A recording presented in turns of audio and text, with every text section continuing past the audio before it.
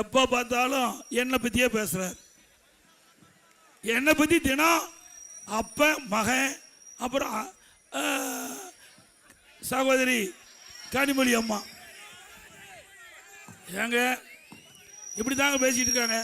நாட்டை பற்றி பேசையா, என்னை பற்றி பேச என்ன பிரயோஜனம்?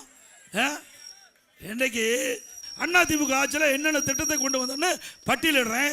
நீ திராவிட முன்னேற்ற ஆட்சிக்கு வந்த பிறகு, நீங்கள் முதலமைச்சரான பிறகு இந்த நாட்டு மக்கள் என்னென்ன திட்டத்தை கொண்டாதுன்னு சொல்லுங்க. இருந்தால் தானே சொல்றதுக்கு. பாருங்க, இப்போ உதயநிதி சொல்றார், எடப்பாடி பழனிசாமி கொத்தடுமை யாருக்கு? திரு மோடிக்கும். முரட்டு அடிமையா, முரட்டு அடிமையா.